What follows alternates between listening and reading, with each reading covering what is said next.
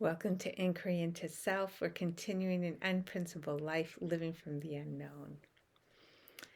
So, the sense that we have that enlightenment or something else is out there and I haven't gotten to it is actually a fictitious idea. What we are already is this perfect benevolent flow. It's kind of like a house of cards. We have all these ideas, and once we pull them away and stop believing them, the whole house collapses, and we actually see what's always already here. This that we are. So we might get to moments where we experience that and we know that this timeless essence is what we are.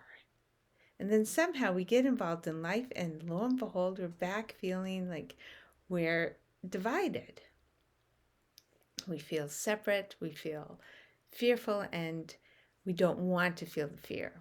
The fear can come in and out as a human experience, but if we're using it as a gauge of what we are, if we're using the human, fear passes through, and it turns out it's just a moment of awe. Fear is just clenching up in a moment of awe. That's all it is. There's a moment of awe, and then we clench up, and, and it feels like fear. So if we are allowing the human to go in and out, we feel this timelessness that we are. But if we're identified with the fear, then it feels to us like, well, something's wrong. Something's out of harmony here. And in those situations, it's just simply pulling out the cards in the house of cards till the house falls again. So the inner divisions are all those thoughts. The inner divisions are all these expectations that we gauge our life by. And when we stop gauging our life by these expectations, we end up noticing that we're the wonderful benevolent flow. But a lot of the ways that we gauge our life are so habitual. They seem so clearly right that we don't even notice we're doing them. So for the next several chapters, I start to point out, here's one of those thoughts we gauge our life by. And by believing that thought, we will hold ourselves into an identity rather than being able to notice the infinite that we already and always are. So one of those thoughts is the thought that we should be a good, peaceful person. So we get upset, we do something that seems aggressive, whatever it is, it doesn't fit our idea of a good, peaceful person. And we think, oh, I lost it. Well, look at the ocean. Is the ocean calm and peaceful all the time? Apparently, eruptions are part of life. And eruptions bring their own interest, their own apparent learning, their own apparent revelations. And apparently what we are seems to end up often moving away from more and more eruptions. But as long as eruptions are here, they are this benevolent flow. So the idea that I'm a good, peaceful person, if I'm attached to that, then I won't be able to notice the timelessness that I am, because I'm going to be believing this evaluation.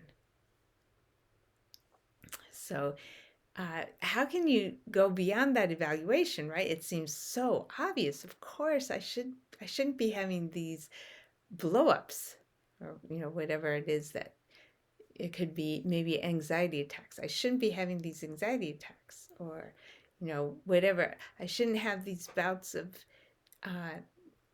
depression. Whatever it is, we can perceive them as just a moment of awe that we've clenched inside of. That's it, a moment of awe that we've clenched inside of.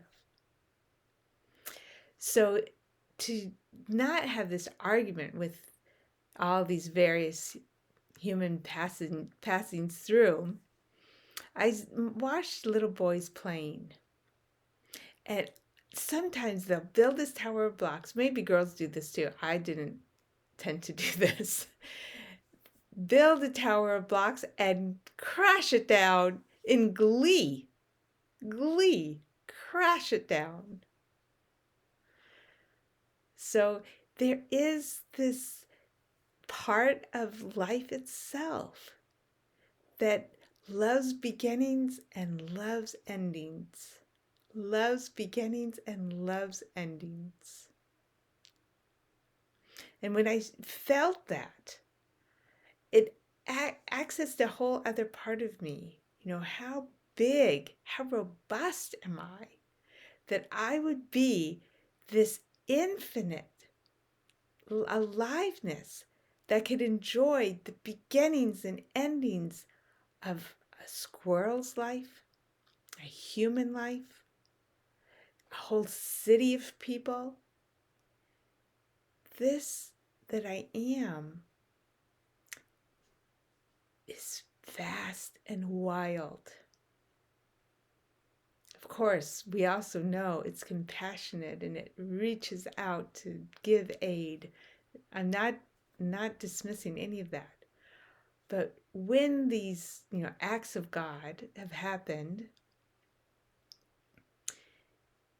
there can be, this we may get lost in the sense that it shouldn't have happened, but there is behind that accessible this immense strength that knows that the wonder outlasts even that. The wonder of what we are, the vastness, the timelessness, the infinite of what we are endures right through. And it keeps expressing anew and expressing anew. And then that disassembled this identity I had to have of being a person who looked a particular way. And it just allowed it to flow with all the expressions. Be the autumn, be the winter, be the spring, be the summer. Be the tree throwing away all its leaves, and be the tree budding up brand new leaves. Be the tree blossoming, and be the tree dropping all its flowers.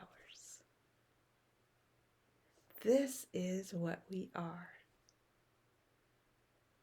So as I sensed into this vastness, this wonder that contains this ability to go from creation to destruction, as I sensed that within myself, it allowed me to settle into the day-to-day experiences of a parent loss or a parent violence, and know that behind and underneath the benevolence is here all the time. And then I don't have the inner division that's trying to evaluate reality. Instead, I have the wonder that knows what we are.